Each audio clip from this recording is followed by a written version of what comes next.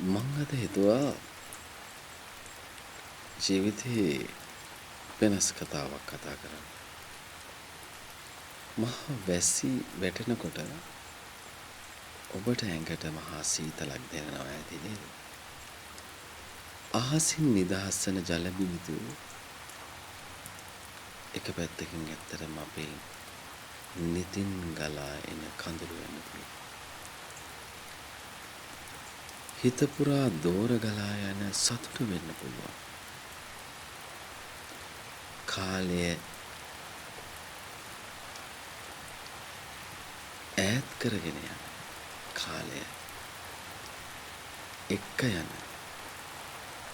දෙයක් වෙන්න පුළුවන්. ඒ නිසා අපි දකින වැස්සට වඩා ඒ වැස්ස වෙනස්. ඔබට නිකන් හිතෙනවා ඇති මිනිසුන්ගේ නිදහස් වීමක් විදියටත් එක පැත්තක වැස්සේ බොහෝ දෑ ඒ වැහි බිඳුව ඇතුලේ තියෙනවා. ඒ ශබ්දය, ඒ හඬ කොයිතරම් ජීවිතයට එකතු කරන්නේ අර අපි නිහඬ භාවනාවක තුළ මිනිසු ජීවත් වෙන විදිය නෙමෙයි. එය වෙනස් කරමින් දැඩි විදියට මිනිසු වෙන අවස්ථාවක්. ඒ මහවැසි සිරිපොද වගේ මහා සතුට දනවන වැහි එනවා. ඒවට මිනිස්සු සතුටයි. මේ හැම දෙයක් ඇතුළෙම මිනිසුන් වගේම මහ පොළොවට කොළ පැහැගෙන්නේ මිනිසුන්ගේ ජීවිතවලට සතුට ගේන්නේ ඒ වගේ නිමක් නොවන එවැනි තෙත්බිම් වලින්. අපි හැම විටම උත්සාහ කරන්නේ මේ මානව වර්ගයාගේ විශ්වසනීය සම්බන්ධය තුළින් තමයි හැම තත්පරයකම මිනිස්සු ජීවත් වෙනවයි කියලා කියන්නේ. මේක හරි වෙනස්. මානවයා ඒ තරම් වෙනස්. ඔවුන් හැම විටම විශ්වාසය කියන එක දැඩිව විශ්වාස කරනවා. ඒ නිසාම ඔබ හැම තැනම ඔබේ විශ්වාසය රකින්න පළුදු නොකරන්න උත්සාහ කළ යුතුයි. එසේ නොවුනොත් මහ පොළොවට වැසි නැති වුණාම මුළු මහ පොළොවම ඉරිතලන්නක් වගේ මහා කාන්තාරයක් වගේ තමයි විශ්වාසය නොමැති සැවදියාවන් තුළ ජීවත් වෙන්න වෙන්නේ. ඔබ දකින්න වැස්සට වඩා මේ වැස්ස හරි අමුතුයි නේද? ඒ අමුත්ත දෙස බලන්න. ඒ අමුත්තේ රුව ඔබ සොයන්න.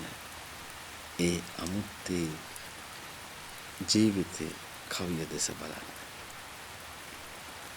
තනකොළ තට්ටු මත වැහි බිඳිති වැටිලා අරුණාලෝකයේ මත පතිත වෙනකොට මොනතරම් ලස්සනද?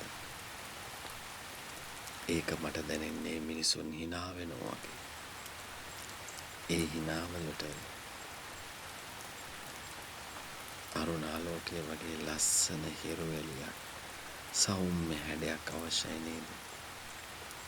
එසේනම් මිනිසුන් අනිත් මිනිසුන් දිහා වචනයෙන් හිතන්න, හදවතින් හිතන්න ඕන එක නෙමෙයිද?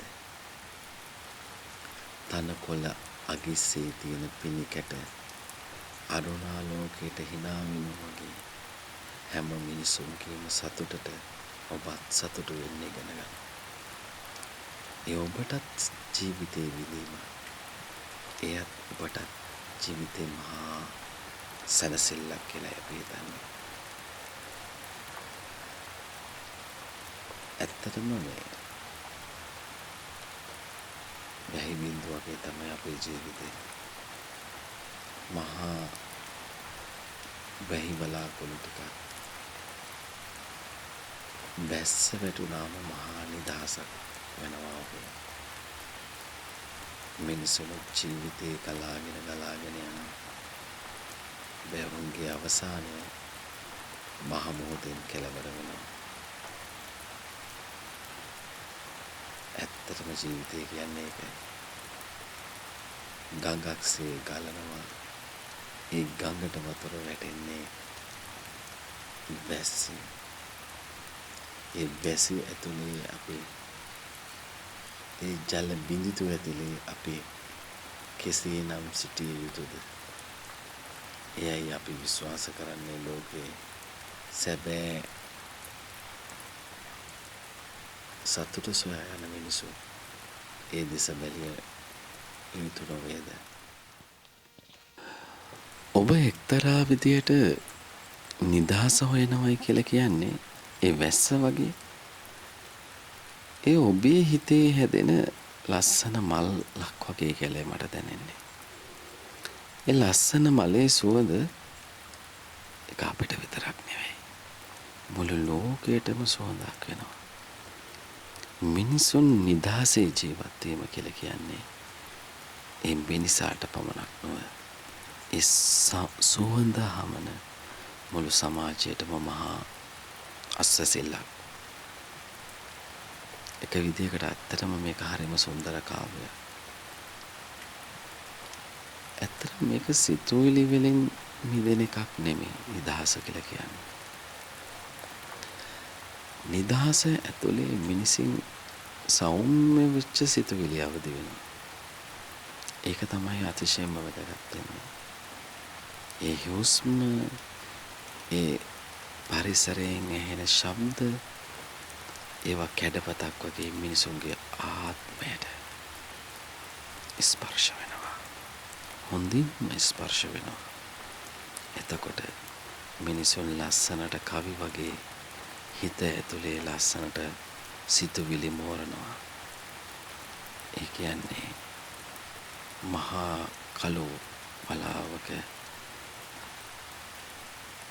ගොඩාක් විදියට නිදහස් කරන්න උත්සාහ කරනවා වැහි බිඳිතු විදියට. ඒ වැහි බිඳිති නිදහස් වෙන්නේ යම්සේද ජීවිතේ නැමැති කැන්වසේ ලස්සන චිත්‍රයක් හැදේ. ඒක ඔබට වගේම අපිටත් මහා සතුටක්. ඒ සුන්දරත්වය සැබවින්ම හරිම සතුටුදායී දෙයක්.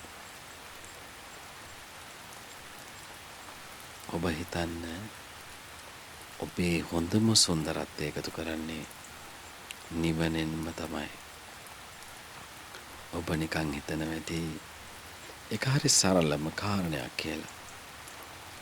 හැබැයි නිවන තුලේ සුන්දරත්වය මිනිසුන් අත්විඳිනවා කියලා කියන්නේ පරම සැපත ඔවුන්ට අත්විඳිනවා කියන එකමයි. නිදහස කියන්නේ එක පැත්තක සෞන්දර්යාත්මක හැඟීම. ජීවිතේ නැමැති කැන්වසය මත අඳින ලස්සන චිත්‍රයක් තමයි නිදහසෙන් ඇඳෙන්නේ. හැබැයි ඔබ දන්නේ නැද්ද? නිවනෙන් නැගෙන සුන්දරත්වය ජීවිතේ කැන්වසය අතර ලස්සන සිතුවමට වඩා හරිම වෙනස් කියලා. ඔබ මම කියන්නේ අතීතයේ කියන කැන්වසය සුද්ධ කරලා වර්තමානයේ කියන කෙලිතුඩින් ලස්සන වර්ණ ගන්නලා ඒක ලස්සනට කරොත් ඒක ඔබට විඳින්න පුළුවන්. ඒක හරිම විඳීමක් කියලා අපි හිතන්නේ. ඔබ හිතන නැති එක පැත්තක මේ නිදහස කියන්නේ තනිවීමක් කියලා. නෑ. නිදහස කියන්නේ තනිවීමක් නොවේ.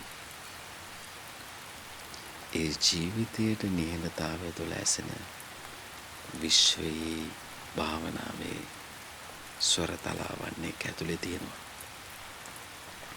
එයයි අපි කියන්නේ තනිවීම කියන්නේ මිනිසුන්ගේ මානව සම්බන්ධතා මිනිස් සම්බන්ධතා වියකුණු දෙයක් නෙමෙයි. ඒ ඇතුලේ මිනිස් ජීවිතයේ ඇති නිහඬතාවය වගේම විශ්වයේ තියෙන ජීවන භාෂණය ඔබට ඇහෙන්නේ. ඒ නිසා තමයි නිදහසේ අපි හුස්ම ගමු. නිදහසේ පැහැදිලිව හුස්ම ගමු. හිස් බව කියන ජීවිතයට සමබරතාවය එකතු කරගනිමු. එතකොට ඔබට තේනේ නිදහස කොහොමද අපි ඉගෙන ගන්න කියලා. නිදහසේ ඔබ කොහොමද පියාඹන්නේ කියලා. නිදහසේ ඔබ විඳින්නේ කොහොමද කියලා. අදට සමුගන්න.